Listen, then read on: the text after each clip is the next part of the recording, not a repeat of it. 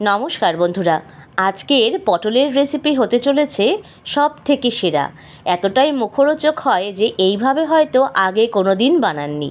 চলুন তবে রেসিপিটি শুরু করে নেওয়া যাক। এখানে আমি প্রায় 1 কেজি পরিমাণ পটল নিয়েছি। পটলগুলো ভালো করে ধুয়ে নিয়ে জলটা ঝরিয়ে নিতে হবে। তারপর পটলগুলোকে খোসাটা ছাড়িয়ে নিতে হবে। আমি কিছু কিছু পটলের খোসা সম্পূর্ণ ছাড়িয়ে নিয়েছি, আর কিছু পটলের খোসা সামান্য রেখে দিয়েছি। এবার পটলগুলোর মুখটা দেখুন, আমি কাট লাগিয়ে নিচ্ছি ছুরির সাহায্যে। এতে পটলগুলো ভাজার সময় যেমন ফেটে যায় না, তেমন কিন্তু পটলের মধ্যে বেশ সুন্দরভাবে মশলা ঢুকে যায়। এখন একটি প্লেটের মধ্যে পটলগুলো নিয়ে 1/2 চামচ পরিমাণে লবণ আর 1/2 চামচ হলুদ, তার সাথে দিচ্ছি 1 চামচ পরিমাণে সর্ষের তেল। এবার পটলগুলোকে হাত দিয়ে বেশ ভালোভাবে ডলে ডলে মাখিয়ে নিতে হবে। যদি পটলের মধ্যে সুন্দরভাবে নুন, হলুদ এবং তেলটা মাখানো থাকে, তাহলে পটল ভাজার সময় কিন্তু অনেকটা কম তেল লাগে। আজকের রেসিপিতে এমন একটি সিক্রেট উপকরণ থাকবে যা এই রেসিপির স্বাদকে দ্বিগুণ মাত্রায় বাড়িয়ে দেবে। এখন পটলগুলো মাখিয়ে নিয়ে সাইডে সরিয়ে রেখে এবার একটি পাত্রে আমি নিয়ে নিচ্ছি প্রায় 3 চামচ পরিমাণে আমুল স্প্রে বা গুঁড়ো দুধ। যদি গুঁড়ো দুধ না থাকে আপনারা লিকুইড দুধও ব্যবহার করতে পারেন। এবার তার সাথে নিচ্ছি 7-8টা মতন কাজু বাদাম, আর তার সাথে নিচ্ছি 1 চামচ পরিমাণে পোস্ত। এবার সামান্য উষ্ণ গরম জল দিয়ে এটাকে ভালো করে ভিজিয়ে রাখতে হবে। তারপর একটা মিহি পেস্ট বানিয়ে নিতে হবে। এখানে পোস্ত ব্যবহার করতে না চাইলে চারমগজ ব্যবহার করতে পারেন। এবার আরেকটি পাত্রে বেশ কিছু মশলা আমি রেডি করছি। নিচ্ছি 1/2 চামচ পরিমাণে জিরে গুঁড়ো, 1/2 চামচ ধনের গুঁড়ো, 1/2 চামচ লাল লঙ্কার গুঁড়ো, 1/2 চামচ পরিমাণে লবণ, 1/2 চামচ হলুদ, আর দিচ্ছি 1/2 চামচ পরিমাণে চিনি, 1/2 চামচ পরিমাণে কাশ্মীরি লাল লঙ্কার গুঁড়ো। এবার জল দিয়ে এই প্রত্যেক কটি উপকরণকে বেশ ভালোভাবে চামচের সাহায্যে গুলিয়ে রাখতে হবে। যে কোনো ধরনের গুঁড়ো মশলা যদি এরকমভাবে ভিজিয়ে রান্না করা যায়, তবে কিন্তু সেটা বাটা মশলার স্বাদ এনে দেয়। ভালোভাবে মশলাটাকে ভিজিয়ে নিয়ে এবার 5 থেকে 7 মিনিট মতন অপেক্ষা করতে হবে।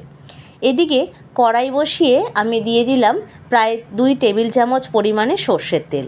তেলটা ভালো করে গরম হয়ে গেলে একে একে পটলগুলোকে ছেড়ে দেব। এখন পটলগুলোকে বেশ সময় নিয়ে লালচে রং ধরিয়ে কিন্তু ভেজে নিতে হবে। আজকের রেসিপিটা কে কোথা থেকে দেখছেন কমেন্ট বক্সে জানাতে কিন্তু একদম ভুলবেন না। আপনাদের ধন্যবাদ জানাতে পারলে আমার ভীষণ ভালো লাগবে। এক পিঠ পটলের হয়ে গেছে, তাই ও পিঠটা আমি উল্টে দিয়েছিলাম। এখন এদিকটাও বেশ সুন্দরভাবে পটলের হয়ে গেছে। এখন পটলগুলোকে আমি একটা হাতার সাহায্যে একে একে তুলে নিচ্ছি।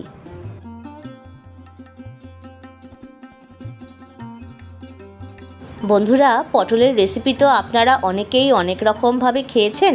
এইভাবে একবার বানিয়ে দেখুন। আমি গ্যারান্টি দিয়ে বলছি, এইভাবে পটল একবার বানিয়ে খেলে বারে বারে কিন্তু খেতে ইচ্ছে করবে। এমনকি অনুষ্ঠান বাড়ির পটলের থেকেও এই রেসিপির টেস্ট হবে স্বাদে দুর্দান্ত। দ্বিতীয় ব্যাচের পটলগুলো ভেজে নেওয়া হয়ে গেছে, তাই সেগুলোকেও আমি এবার একে একে তুলে নিচ্ছি। পটল তুলে নেওয়া হয়ে গেলে যেই তেল ছিল তার সাথে আমি আরও 1 টেবিল চামচ পরিমাণে সর্ষের তেল যোগ করলাম। এবার এতে ফোড়নে দিচ্ছি একটা দারচিনি স্টিক, একটু লবঙ্গ, আর দিলাম 4টে এলাচ। তার সাথে দিচ্ছি 1/2 চামচ পরিমাণে গোটা জিরে।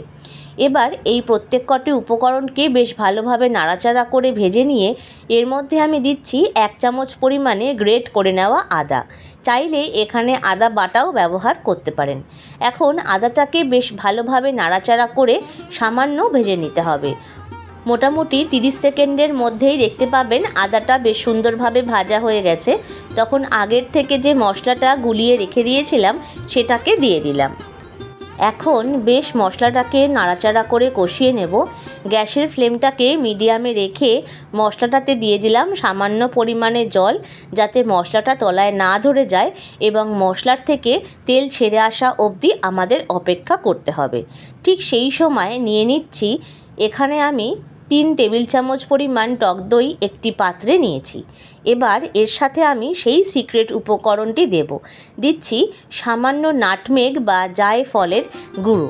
এখানে আমি জায়ফলটাকে একটা গ্রেটারের সাহায্যে সামান্য গুঁড়ো করে নিয়েছি। আর যদি পাউডার ব্যবহার করেন তবে 1 চিমটি ব্যবহার করবেন। এখন চামচের সাহায্যে দইটাকে জায়ফল গুঁড়ো দিয়ে বেশ ভালোভাবে ফেটিয়ে নিতে হবে। এদিকে মশলার থেকে কিন্তু সুন্দরভাবে দেখুন তেলটা ছাড়তে শুরু করেছে আর রঙটাও বেশ সুন্দরভাবে এসে গেছে। যখনই এরকম কালার চলে আসবে তখন যে দইটাকে আমরা ফেটালাম সেটাকে এখন আমি দিয়ে দিচ্ছি। এখন দইটাকে বেশ ভালোভাবে নাড়াচাড়া করে এর সাথে কিন্তু কষিয়ে নিতে হবে। 1 থেকে 2 মিনিট নাড়াচাড়া করতে করতে দেখবেন বেশ সুন্দরভাবে উপর থেকে তেল ছেড়ে এসছে। তখন কাজু বাদাম আর পোস্তের পেস্টটা আমরা ঢেলে দেব। এবার এটাকে দিয়েও নাড়াচাড়া করে কষিয়ে নিতে হবে যতক্ষণ না অবধি আবারও তেল ছেড়ে আসছে।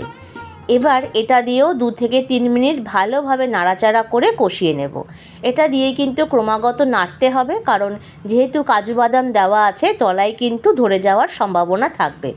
তাই চেষ্টা করবেন গ্যাসের ফ্লেমটাকে কমিয়ে রেখে ক্রমাগত নাড়িয়ে চাড়িয়ে নেওয়ার। দেখুন বন্ধুরা, উপর থেকে বেশ সুন্দরভাবে তেল ছেড়ে এসছে। তখন এবার একে একে ভেজে রাখা পটলগুলোকে আমরা দিয়ে দেব।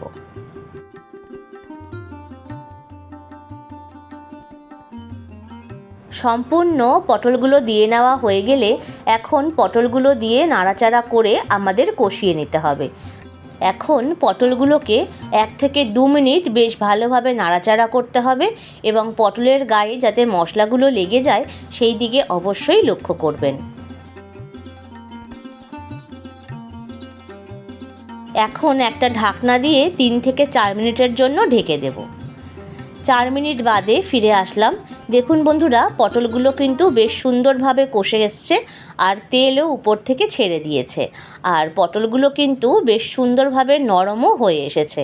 তার মানে আমাদের পটলটা সম্পূর্ণভাবে কষে গেছে। তাই মিক্সির পাত্র ধুয়ে এখানে আমি বেশ কিছুটা পরিমাণ জল দিলাম। যেহেতু রেসিপিটা একটু মাখো মাখো হয় তাই সামান্য জলই যথেষ্ট। আপনারা যতটা গ্রেভি রাখতে চান সেই অনুপাতে জল দেবেন। এখন একটা ঢাকনা দিয়ে 2 মিনিটের জন্য ঢেকে দেব। 2 মিনিট বাদে ফিরে এসেছি। ঢাকনাটা আমি তুলে দিলাম। দেখুন বন্ধুরা, বেশ সুন্দরভাবে কিন্তু পটলগুলো নরমও হয়েছে আর দেখতেও কিন্তু বেশ সুন্দর লাগছে।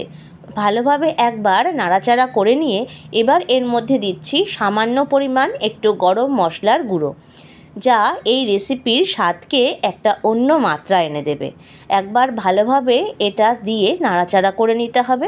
এবার এর মধ্যে আমি দিচ্ছি 2 চামচ পরিমাণে ঘি। এখন গ্যাসের ফ্লেমটা বন্ধ করে দিয়ে ঢাকনা দিয়ে 30 মিনিটের জন্য স্ট্যান্ডিং টাইমে রেখে দেব। 30 মিনিট বাদে ফিরে এসেছি। দেখুন বন্ধুরা, কত অপূর্ব দেখতে হয়েছে, খেতেও কিন্তু অসাধারণ হবে। এইভাবে একবার বাড়িতে বানিয়ে দেখুন। আশা করছি রেসিপিটি সকলের ভালো লেগেছে।